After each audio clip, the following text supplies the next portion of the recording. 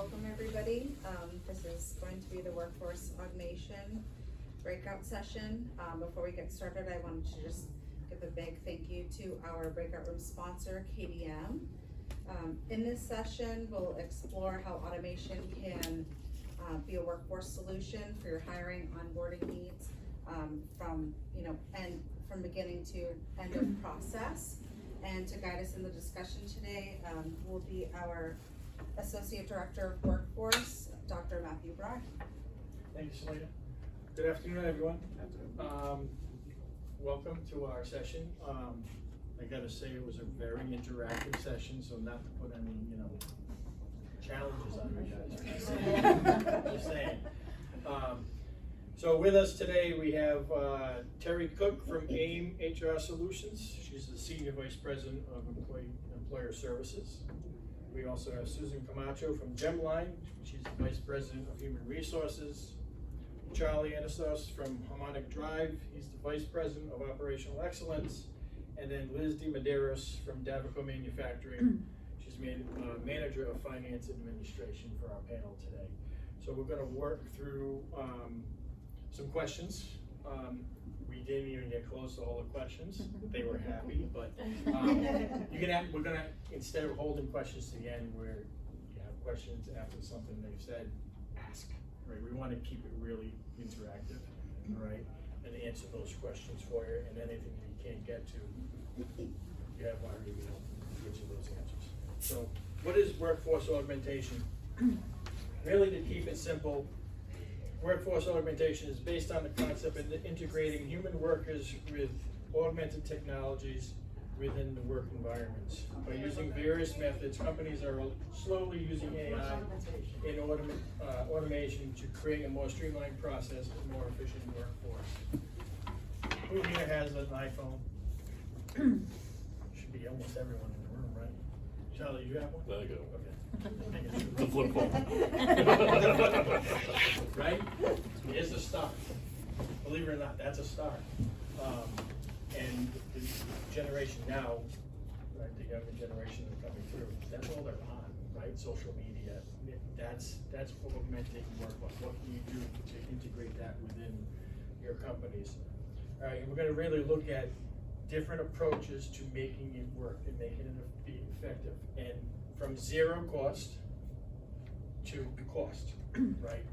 As far as implementing the different automation processes for the hiring process. All right. We know that this approach can enhance the hiring process, employee experience, and skill development. Utilizing technology in manufacturing workforce, workers can benefit from better communication, collaboration, coordination, and I know from some of you that filled out our workforce hiring forms can actually put your time card in correctly. So, the key takeaways from today in this session are going to really be about automation as a workforce solution, realistic applications, workforce potential, and then the resources that are available for everyone. And with that, we're really going to just jump right into the questions because everything else I have to say gets covered by what their answers are. So save me some time from talking. So I'm going to just jump back over here right now, and we're going to hit up Terry with the first question of the day. So Terry, how has technology made the process of recruiting and hiring new talent easier? So I think there's a lot of ways it has made it easier. You mentioned a lot about social media. I think social media is a way for you to put some information out there on your brand, on what your company offers, all of that first, because what I'm seeing a lot of our applicants are doing a little more research on the companies they're applying for. So they want to know more about your company, more about what they can expect from your company, more about how they can grow with your company. So that starts the process of using social media. You can put things out on social media on different pages just so that they know you're hiring even before you do a job post. And then using AI, you can even create job posts a little bit easier. Some of us spend a lot of time creating job postings and job descriptions. I wouldn't say to trust AI 100%, but you put some information in there. You can say, please create a job posting to attract somebody to my company. This is what my company does.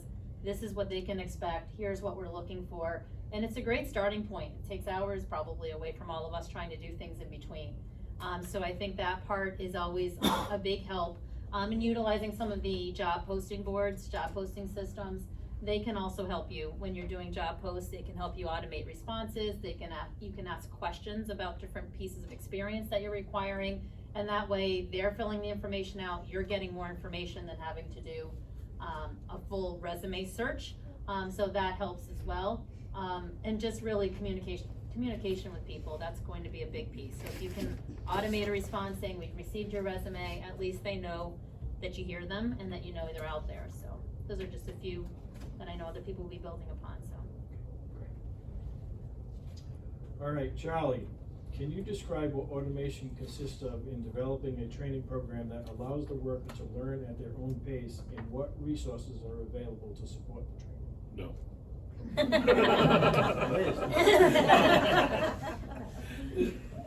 There's a lot of different avenues that are available. I mean, there's things as simple as inexpensive as YouTube videos that will show people some basic operations and things that they need to learn. There's things you can develop in-house to be able to have some, documentation, work instructions that you can have available for people. Quick videos of how operations go, so you don't have to continue to repeat yourself every time you bring a new person in. But there's other resources available for you too. There's trade schools have evening programs that you can send people to, that a lot of those things are grant funded, that you don't have to worry about out-of-pocket expenses, and they don't have to worry about paying tuition for it. It gives you a chance to upskill your employees that way. Mass Hire has training programs available actually in their office that will help you with that, with some video training. Mass MEP would be able to connect you with a whole bunch of resources to be able to do that. But the biggest piece of that for a lot of companies now is the funding. How do you pay for this? So there are grants available for workforce development throughout the state, and it's been fantastic, the things that they have available. The Commonwealth Corporation manages a lot of the grants. Their Workforce Training Fund grant, WTF, I don't know how they got away with that acronym, but it's really funny that they did that. That they have that available for people. There's a quick version of that thing, then there's a full-scale $200,000 worth of training thing if you want to build it out for 2 years. So there's definitely ways to do it. There's definitely resources available in organizations like Mass MEP, and I don't want to be a plug for you guys, but would be able to help you navigate that stuff. But take advantage of the resources that the state has available to be able to guide you through that. Like I said before too, the Mass Hire offices connected to all of that stuff. It's not just the unemployment office anymore. They're actually very involved in workforce development. So hopefully that answers that piece of the question. Yes. Great, thanks. All right, Liz, what are some methods you use to recruit younger workers to manufacturing positions? Like you mentioned, the workforce training funds, they will help with the seasonal employees that we hire for the summer. If they're under, I think it's 18, 19 years old, they will reimburse 100%. I mean, you can't beat it. Those are seasonal workers. Now, if we go to the schools, the local vocational schools, colleges even, because we do have a robotics program that we have, and we have a grant for that. It's Mass Robotics. And that was a $200,000 grant that helps with the equipment and the salaries for students coming from either UMass or the co-op students from the high schools. Those are not reimbursed, but the robotic R&D people would be reimbursed. So for the younger kids, what we do is we use payroll software, and it goes out to Indeed, SIP, Facebook, Instagram, our website. So that way, if they get to our website and they can just apply right there, it's easy for them. We also use a refer a friend program, and that's easy to get people in. It's a bonus program for our employees, excuse me. And those are the methods that we use to get the younger employees in.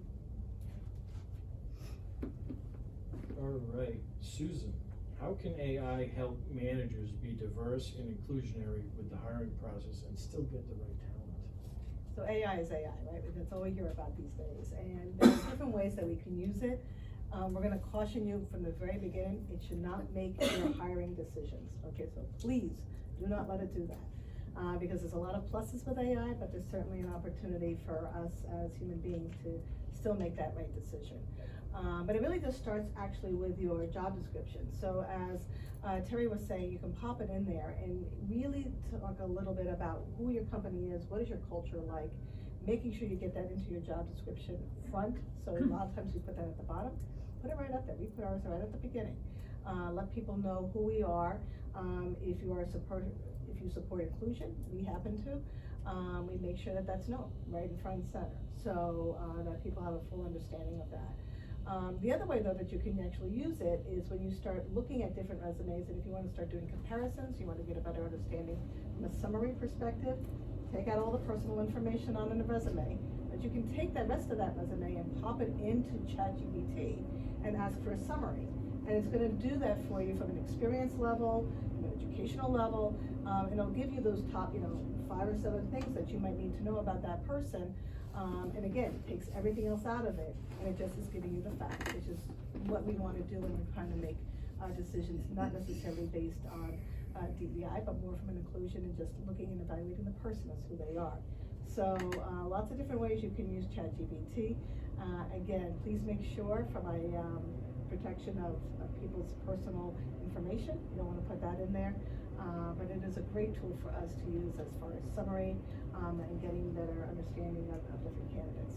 You can also take your job description, pop that into ChatGPT, take a resume, and see how much it actually lines up together, right? So all those different opportunities and tools are available in AI. But again, please do not let it be your hiring decision. That should still be a human being, because there's a lot of different other variables that happen in that, so. Great.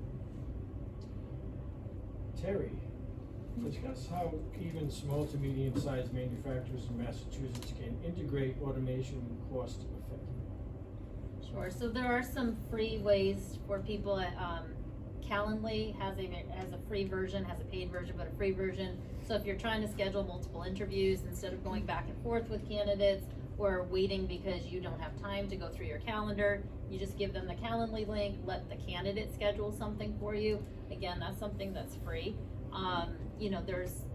People utilize Zoom to do interviews. That's another free way to keep costs down, to get more interviews in if you don't have time for people to come in. And you're using your job ads, and sometimes it's free. Indeed does have a free post, but most people do some type of a sponsor. You can put your questions right in there. Some of your questions, as I mentioned earlier, can go right in there. So that's another way. Charlie's mentioned Mass Hire. They have a job quest feature now that they've been building up where you can post, you can search.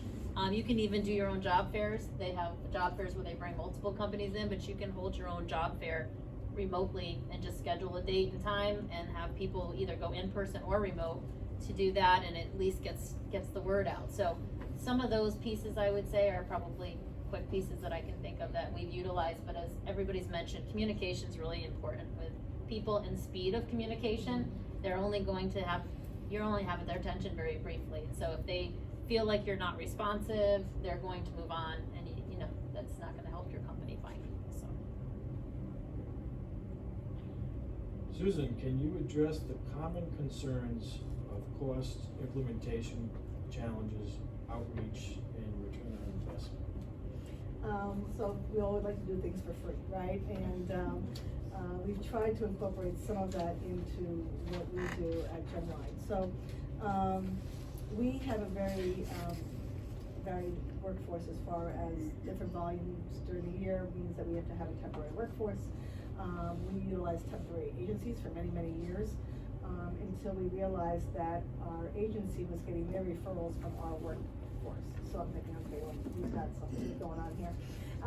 And so we did a value stream map and try to determine what's going to work for us. And in our particular case, we found that we would save a lot of money if we actually hire our own temps. So we started this process. We are in Lawrence. We are a gateway city. So we know that for many folks, this is their first job when they enter this country. And so they don't necessarily have big laptops or computers that they're working with. Everything is done by phone. So we've made that hiring process really easy. So they come into our lobby area, they flip a QR code. That's it. They get a quick form, they fill out that form, it comes right into my HR mailbox. So it's one-stop shopping, we didn't pay a dime for it, and we now have all the applicants we need. And our pipeline is really, really strong because we're also known as a great place to work in the town of Lawrence and within our industry. So making sure you've got the right culture, that you've done the right things in your organization so that you can get that feed of candidates is really important. Because once you have that, we've saved our company millions of dollars by going to hiring our own temps versus going through an agency. HR is a lot of work, but it gets our folks from that lobby to that floor the fastest way we possibly can. We utilize our HRIS system, so our HR, information system handles all of our onboarding pretty much. So they get a link, they fill out all of their paperwork, they do all of their policy signing, they watch the videos that we want them to watch about our company, all before they walk in the door. And then once I get them in, it's a lot quicker to get them to the floor. So utilizing the tools that you have, checking your organization, seeing we didn't know our HRIS system had that opportunity. When we did, it made that so much easier. So check with your teams, see what types of things you might have them talk to their vendors. It's amazing what you can get from vendors these days. So see what's out there for you to be able to do that. We do all of it now, and we don't have to pay the upcharge. So. And something I know you've told me is your story. Because of your culture, where does your recruiting come from? We don't actually, we don't have to advertise. So all of my pipeline, and so if you think about it, I have to hire sometimes up to 150 temps. My entire pipeline comes from my shop floor. I don't have to advertise anywhere. I don't have to put a radio out. I don't have to stick a sign on my front door. Everything comes from my workforce, and we have plenty of pipeline to choose from. So as long as you have a really good culture, they want their friends and family. Our ENPS score is very high, so it's worth it to put the time and effort in to make a great company to work for, because it pays off as long run. Charlie, what workforce challenges are you facing? Manufacturing has gone through this lull over the past 10, 15 years. Trade schools have dropped the machining shop programs. Boomers are aging out of the workforce. Less people are looking at manufacturing as a career. It was like a perfect storm. Things just disappeared, and it made it virtually impossible to find qualified people. So that made it a challenge. So now you gotta get really creative on how you're gonna start filling these positions. Can you do automation in it? Absolutely, you can have robots and everything, but guess what? Those are expensive. And it takes another skill set to be able to take care of those things too. So now you got additional challenges that go along with that. So we started getting a little bit more creative and trying to find ways we could get people to come in the door. We weren't lucky enough to have the people come directly off the floor, like some people are fortunate enough to have. But getting people in and letting them understand, and we don't have any turnover at all. So I mean, we're very fortunate with the culture that we have at the organization. But getting people that want to work into the building is tough. So we started working with Mass Hire, Mass MEP, Mass Tech Collaborative, any organization I could reach out to try to figure out where we could develop this pipeline. So we started working with some of the technical schools and trying to get some of the people out of those programs, the adult learners out of those programs, and bringing them in as machine operators and having them learn. Because just like every other shop, I mean, yeah, we're a machine shop, but we're different. And I'm sure your shop's different than your shop and your shop and your shop. So now everybody has to come in and learn again anyways. So drop the standard a little bit, make sure they come to work every day, make sure they want to work, make sure they're trying and they believe in quality. And then you can teach anybody the rest of the skills that go along with it. So it was a big departure for us, because if you asked me 15 years ago if I'd have asked somebody to work that has no experience, no. Absolutely not. I'm not gonna put you in front of a $500,000 machine and have you hit the button and go like this. No. So, it really was a mindset change for all of us. And it made it a set of challenges for the people that have been there. The people that are the more seasoned experience, you can't call them older anymore. The more seasoned operators have to spend some more time with the new people to pass on those things. And then the new people come in and have to listen and have to learn and have to ask. And so, yeah, it's been a challenge. It's been a transition, and it's been painful at times, but it's been working. We've been growing good. We've doubled basically every 5 years in business and continue to add people, and now we're gonna be looking at adding another 100,000 square foot facility and then another 100 people. So it's just gonna continue to grow, and it's a fantastic problem to have, but it also brings its own fair share of challenges, and that's why we have HR people. All right. Liz, how do you currently recruit for open positions? Recruit for open positions, like Susan said, it's, my boss is a out of the box thinker, so he's, Good luck with that. yeah, right. He's big into bonuses. It may be costly, but it works. We had to change the culture, in our shop floor, and, bonuses seem to do that. So like I said before, I refer a friend program, that gets people in. You don't have any kind of bonus program for that, right? They just come, right? We're in New Bedford, Massachusetts. It's a little harder to get a skilled set, so we do go to the schools. Like it when the welders from co-op come in and they enjoy it. They get performance bonuses. So now I'm on bonus number 2.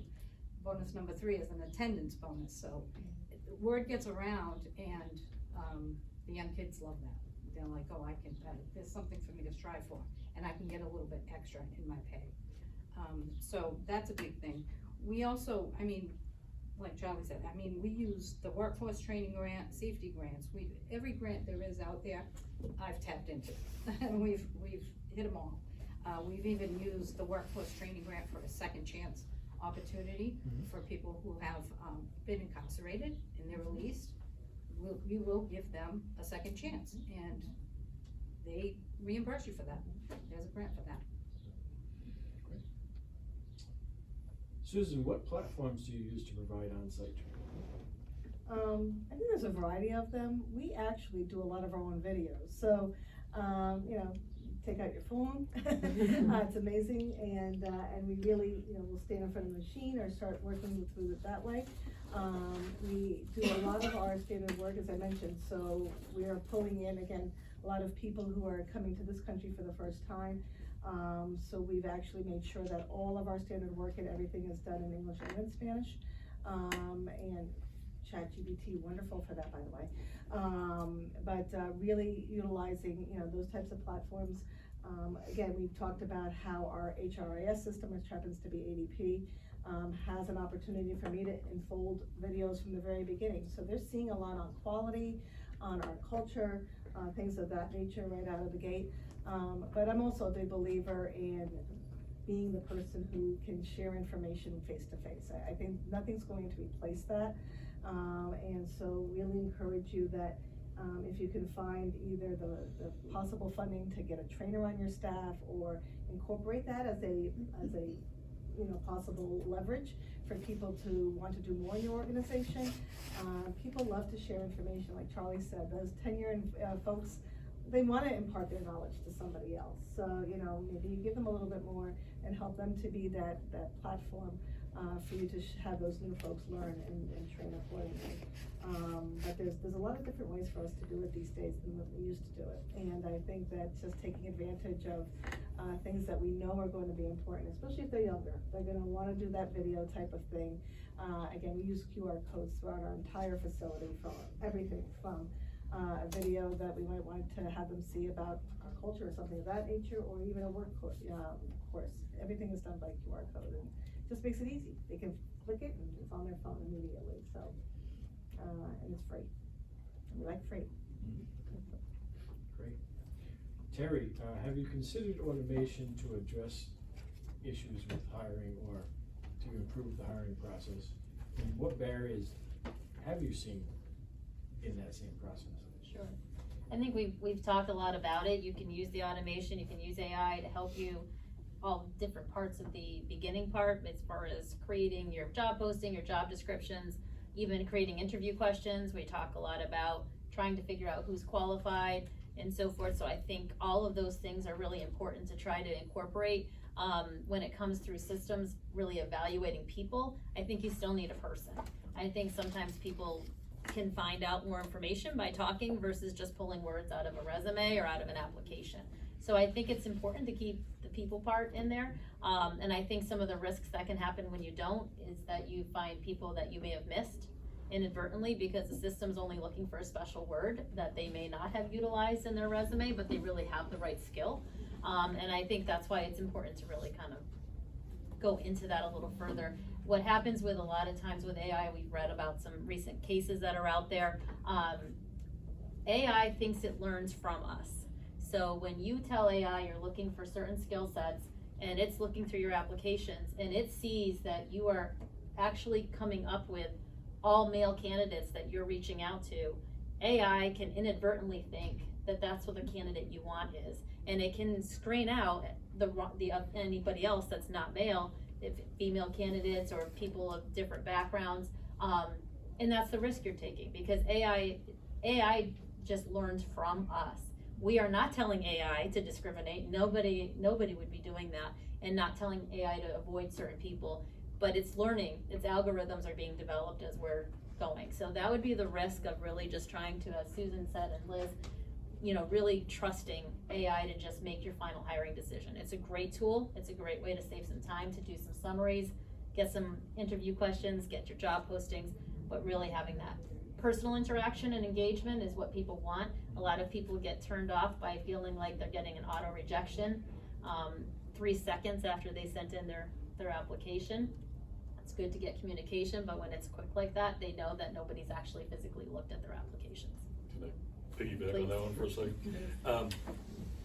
The one challenge that you have with hiring senior employees is they're not necessarily good at resume writing. Mm-hmm. I have some of my best manufacturing people have 4 lines on their resume. I worked here, I worked here, I worked here, and I worked there. And if you leave that to automation to try to filter through that, you might be missing a gem. The other thing you have is the opposite, where you have, and this is a classic example, a bunch of these people that are coming out of these evening programs have resume writing help. And they provide these beautiful resumes that said, I've run a lathe, I've run a milling machine, I've done this, I've done that, I've done an OSHA 10 class, I've done safety course. And you look at it, it's like, this is absolutely stunning. And then you look at it and say, for 200 hours in a technical school program, okay. And it waters it down a little bit. So you really gotta be very, very careful as far as that. So the human interaction piece of it is huge. And to Charlie's point, all right, you're never gonna get to your next question. So. But in all honesty, again, AI is great. If you think employers are using it, understand the applicants are doing that as well, right? So, and you can pretty much tell that, Yeah. the formatting is very the same. So we know when we're getting an AI generated resume. And so it's really important for us to remember that side of the fence too, is that when we look at these resumes, a lot of them can be generated by AI. And there's lots of us have put different, strongholds into place to try to weed that out. What we do is we send out a questionnaire to the candidate. So you can build in the questions up front, and indeed, we tend to send it out on a candidate that we're interested in. I want to kind of see their writing skills, how quickly they're going to respond to me. I get a lot of information. I ask about their values. And believe it or not, we get a lot of information on that. So asking some of those types of questions after you get that resume in gives you what Charlie's talking about, because you're not going to get everything from that resume. But it's a great opportunity to realize that, how much of that, 2-page resume that they have is really, and they're only 22 years old, they go, I'm thinking there might be something there. So it gives us an opportunity to kind of dig a little deeper. Yeah, and I think what we've said too in the questions, the interview question, you're saying you have a questionnaire, but sometimes with these AI generated resumes, asking the behavioral questions or even a situational question to truly trying to find out from them, what have you done to get to this point before, because their resume is telling you they have this background. Make them give you examples, or even if you're taking somebody from a school environment that might not have all that experience, putting situational questions out there just to determine how they're gonna think and process through, and say, what would you do in this scenario? Gives you a little bit more information than what's on the page, so, from the resume. So Liz, you get the final question. I do. They allowed you time. So what types of support, as far as training, funding, technology, would help you take the first step? Or what helped you take the first step in what you've done to automate the hiring automate the hiring process. We still have a human element to it. We're a smaller company. We have 70 employees. I don't know about you guys. You're much larger, so it wouldn't be a good idea for you, time-wise, cost-wise. But we still, I can send them a link when I, call up or Laura calls up, it's a two-person team for the HR. I'll say, do you want a link and you can fill out all your paperwork, or do you wanna come in, sit down with us and we'll go over it with you? 9 times out of 10, they're still saying they wanna come in. And they'll come in, they'll sit down, they'll do all their paperwork, and Laura is great at it. She'll show them where to park, she'll show them where the coffee machine is, you know what I mean? It's an onboarding, and it's a get to know you. And as soon as they leave the door, I'm like, Laura, is she gonna make it? Or is he gonna make it? And she'll know, she'll be like, yeah, he'll make it, you know what I mean?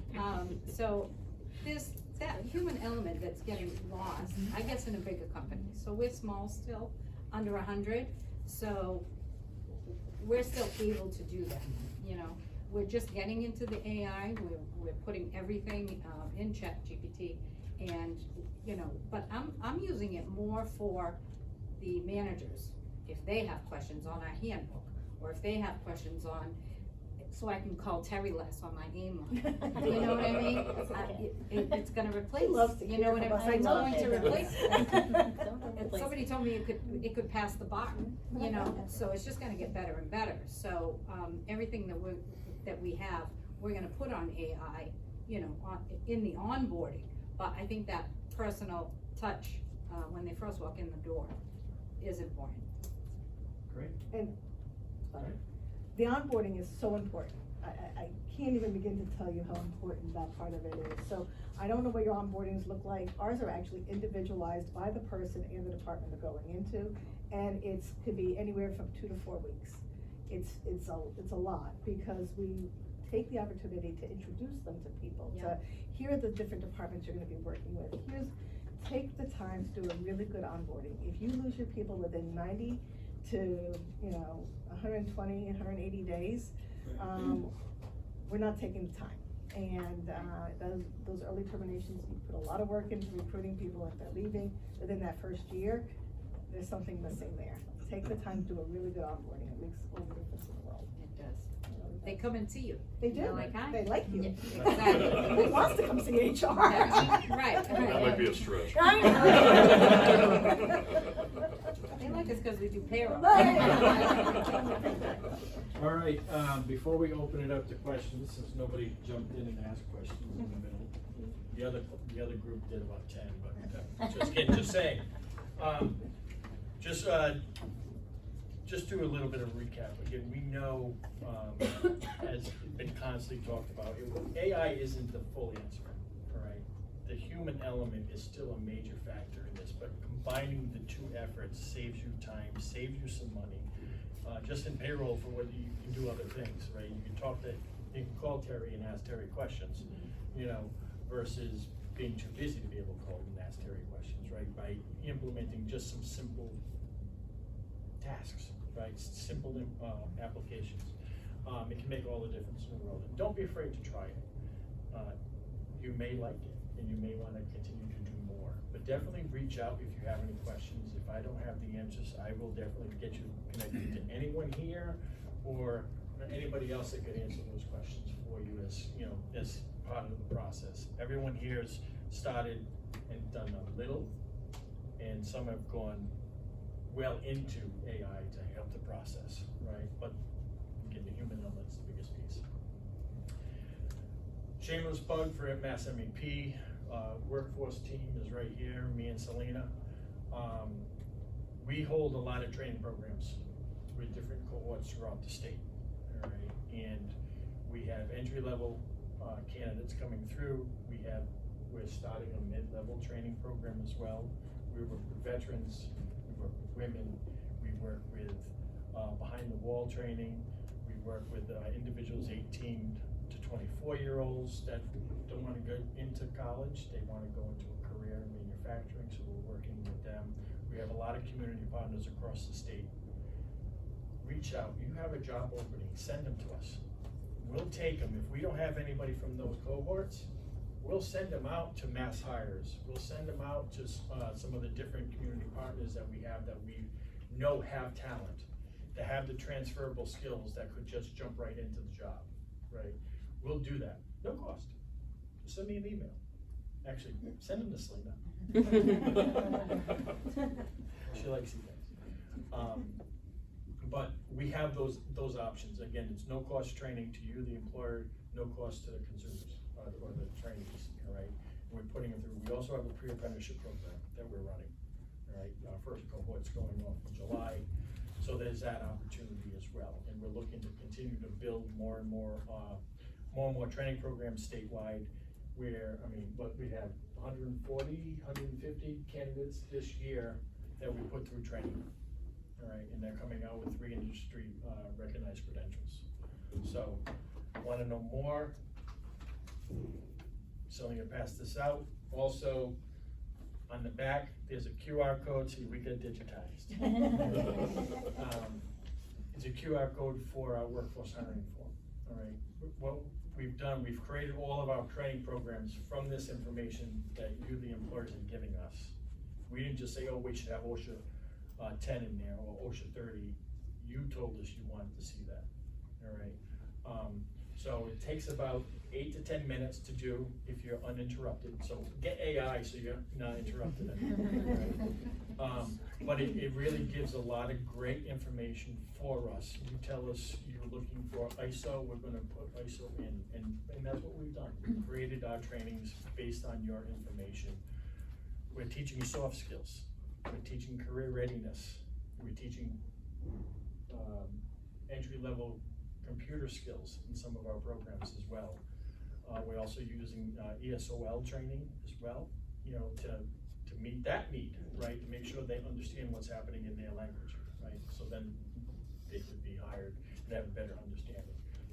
We also have our BDAs and project managers from SMEP that can come in and provide training for your incumbent workers in a lot of different areas. So if you're looking for some of these other pieces and how you can improve some of those processes and training, we have options there for you as well. So again, reach out and we'll get you to the right people. Okay. All right, I want to thank our panel. Thank you, no problem. I want to thank our panel before you ask questions. Great job today. A lot of great conversations. I had great expertise that you shared. Anybody have any follow-up? Put them on the hot seat. They had it easy. So I do, in line with what Casey Brown was talking about, looking at pricing, I think one of the most difficult things being a business owner right now is the volatility in the labor market and understanding those costs. So I guess my first question is, I went in and I was trying to get an idea of like what a machinist with certain skill levels make, and I used Gemini, I used ChatGPT, I used Grok, I used Indeed. Indeed also has it, and everybody was all different. Mm-hmm. And I guess the question now is, looking at the people that have been with me, looking at the people that have retired, and trying to bring in new talent, how do you gauge, from an HR standpoint, how do you gauge what that entry level should be? Because like this gentleman was talking about, right? They're coming out and they have these very good resumes, and then I've hired one guy, they came in and they really didn't have like those years of experience that you were expecting to see as a machinist.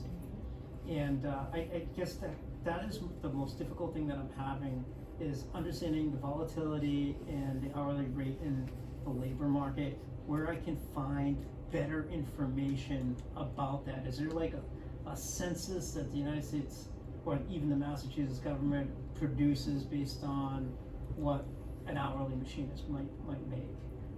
I second that question. Chamber of Commerce, I think, has it. Yeah, actually AIM has that information too. Yeah, I do too. Is that applicable across all regions of Massachusetts? It's segmented. It is, Yeah, the information I've seen is segmented by North Shore, South Shore, Yeah. Western Mass. So yeah, you can get a better feel for it, because you really can't compare, Western Mass salaries to Boston area salaries.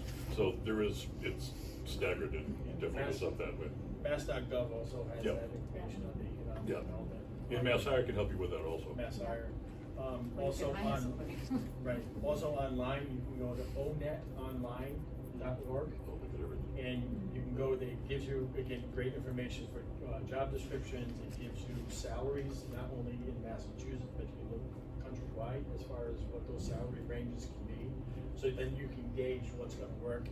To your point, you hired somebody last year at $20 an hour. This year, that may be $22, so how do you mitigate that piece, right? So where's that standpoint? How do you fix it? How do you bring them in at the same level so now the culture is not gonna get all upset because so-and-so made more or so-and-so was brought in higher than I was, 5 years ago. Things like that. So just as there's a lot of information out there, but again, you can send us additional questions. We can send out some of that information for you as far as where to go if you can't find it. Okay, I think the other question too is really like you try to give everybody a standard of living increase in their wages, but what happens is you have this inflationary compression factor and based on supply and demand, and if the demand is higher than the supply of available quality manufacturers or machinists, like I guess I have a difficult time with that. It's not a simple engineering formula. It's not. No, but it's also not getting any better, that's the problem. Even though people are getting into the pipeline and a lot of these training programs are pumping out a lot of people, it's not people with a lot of experience. So the people that you have with experience you have to hold on to, the ones that you're developing you have to gauge, and that's a challenge. And that's something we've been struggling with. So, you try to mentor or have one of the senior people be a mentor for the new people coming in. Sometimes you end up playing a game salary-wise with a new person when you're not quite sure where they fit salary-wise. You just tell them, okay, we're gonna start you here. In 90 days, we're gonna see where you fit, experience-wise with the rest of the shop, and then we'll make adjustments accordingly. You wouldn't be able to bring them down, but I mean, you'd bring them back up if they fit in a different band. We've played that game with people before too. Not the game, it's reality. So there's different ways you can deal with it, but the challenge of chasing people with salaries is not going to go away, and it's a sad reality right now with manufacturing. And yeah, because you're dealing with a compression issue, right? You've got those individuals that have been with you 5, 10, 15 years that are now, especially where you think about the minimum wage in Massachusetts, how quickly we had to raise that minimum wage, right? So we don't have necessarily a high level of expertise in the jobs that we have. So we had to work with that compression really, really quickly, and we had to spend a lot of money on it, in all honesty, because the people who have been there 5, 10, 15, 20 years were making almost on my entry level because of the minimum wage coming up so quickly. And it was, it's a very difficult, we're not giving you any answers you want to hear today, I'm sorry.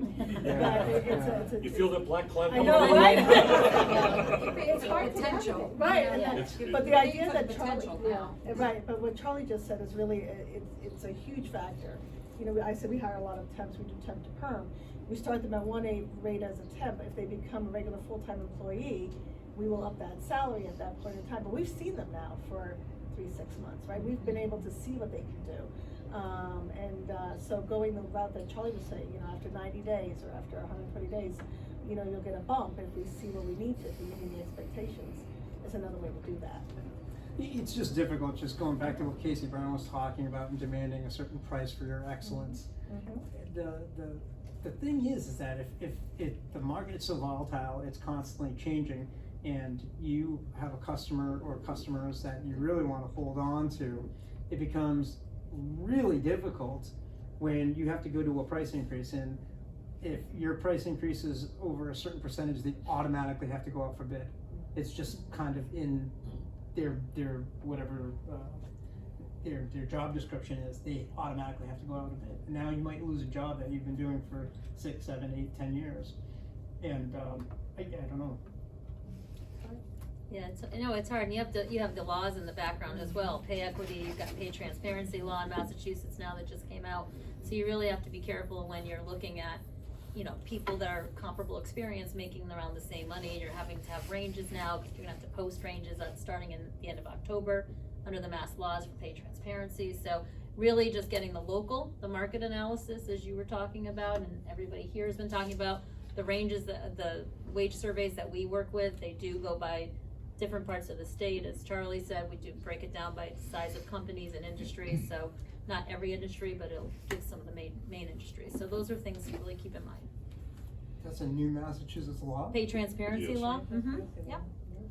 Yeah, so we'll have to post ranges starting, towards the end of October. I know. Makes it easier. Yeah, real easy, yeah. Do we have any other questions? I have one for Charlie. Sure. You brought up having your more tenured employees training, mentoring incoming employees, especially machinists. How do you motivate your tenured employees to want to do that? Because in my experience, machinists, welders tend to not be the most friendly people. They don't Oh, want to, absolutely. they do not want to share their years of knowledge that they ground to get, and they figured out how to do it over 30, 40 years. Like my company, we have in our tool room some employees that have been there for 40 years. Sure. And just trying to get them to engage, they're 60, 65 years old, to relate to a 20-year-old. It's a almost an challenge. impossible task. It's a challenge. And, their generation is more thin-skinned, I guess you would say, than the older generation. So the relationships are very difficult to manage at times. You are absolutely right.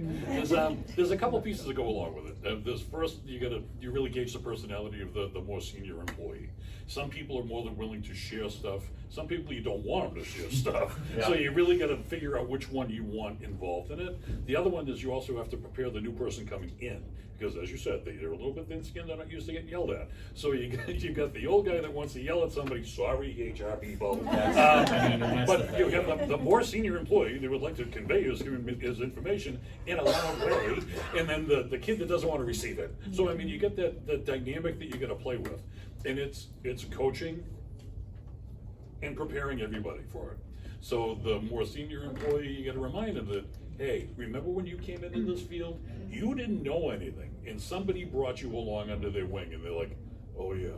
And then you get the kid that's coming in and saying, okay, you learned a lot at school, but guess what you learned? You learned now what you don't know. So now you know the questions to ask. So this guy's gonna show you how to do things the way we do things at Harmonic Drive. And your job is to listen and ask questions. So when you start guiding them through the process, it becomes a lot more palatable for both of them. And some people, it's just never gonna work. Yeah. I mean, I had one guy that he just said to me, Charlie, if you bring somebody in that wants to work, I'll make him a machinist. And that's the type of person you want to work with. And then you throw them a bone, you throw them a couple bucks, you throw them a bonus, you make sure that they're rewarded for the work that they're doing. And then when somebody sees, hey, how come you just got a raise? Well, guess what he's doing? He's mentoring these employees. So now this mentor job description comes into play. And now you can start bumping up a couple more people and start playing that into the culture of the company. So it's personalities, as you people know, personalities are a game. You need to understand the rules of engagement and then how these people are gonna react. Everybody has a hot button and everybody has a soft spot. So you just find out which ones are which, and then you start working within them. So hopefully that helps. It did. Okay. It's all about money. Some of the difficulty we found is the tenured employees, money isn't their motivating factor. Yeah, that's Oh, no, They're- understood. Yeah. But, sometimes it's the prestige that goes along with being a mentor now. Hey, you're the guy that knows all this stuff. Wouldn't it be nice to be able to share that with somebody that doesn't? And now you start playing on the old hamstring there, that now they're tugging away a little bit. So it will work. Piggybacking off that question, I'm a young engineer. I graduated college 2024. It's okay, we're sorry. It's lucky enough to get a job like right after college, which is lucky. Now hearing about my buddies that graduated this year, the job market's a lot more volatile.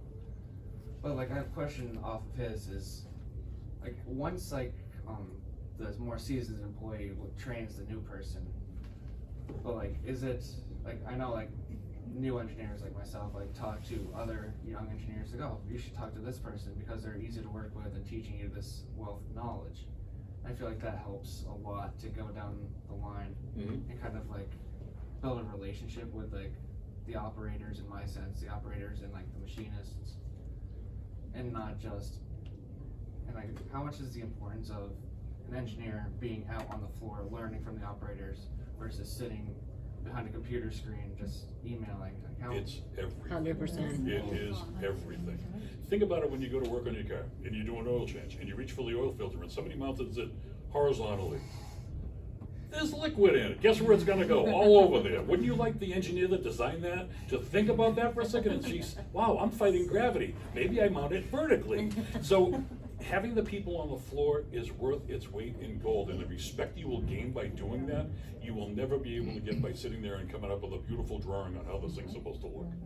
Because now you're going to understand how the process works. You understand the limitations with it. You're gonna understand the things that these people have as pain points that you're gonna be able to respond to, that the guy behind that CAD system up there that never talked to anybody will never have. So that's huge. When it's respect too, you're showing them Absolutely. respect, so then And you're, they'll share it with you. yeah, they'll give you respect, and like you said, Charlie, when you know everything from the ground up on how it occurs, you have a better understanding in your job on how you can help them and the company and the customer, because you're all working together. I mean, I've seen it in manufacturing over and over, because if they see you sitting in the office and just doing something up there, and they don't feel like you're getting opinions, and you're not giving them respect and understanding, so I think that's a perfect example of what you need to do. Yeah, and I'll tell you right up front, when I worked on, I used to work at Sylvania, and we used to do maintenance shifts on the weekend. We'd install a new device on Saturday, and then we'd rip it out on Sunday because it didn't work. And then Monday morning, the plant manager standing over my server and say, "Charlie, I thought you put this in?" "Yeah, it didn't work, so we had to pull it out." "Oh, well, was the engineer there?" "No, they don't work on weekends. Only the maintenance people work on the weekends." Then, "Oh, Charlie, guess what? Next time you go to install that engineer is gonna be standing beside you." So instead of waiting to be mandated, it's in your best interest to start getting involved in it up front, so you understand what's going on before you put something together and try to put it on paper and then make it work. It'll save you some weekends too. We do need to stop there, but before we wrap up, I just wanna give a big thank you and a round of applause to our panelists.